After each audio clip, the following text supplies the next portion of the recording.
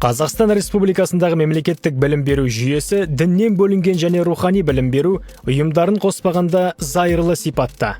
Бұл Қазақстан Республикасының нормативтік құқықтық актілерінде бекітілген. Міндетті мектеп формасы біреудің зайырлы сипатына болуы керек. Мектеп формасына конфессиялардың киімдерін жол берілмейді. Травматикалық аксессуарларды киюді болдырмау. Зайырлы, дәстүрлі, ұлттық немесе діни киім үлгісінің элементі ретінде орамал тағуға болмайды. Ата-аналар және өзге де олардың заңды өкілдері оқушылардың орта білім беру ұйымында белгіленген мектеп формасын киюін қамтамасыз етеді.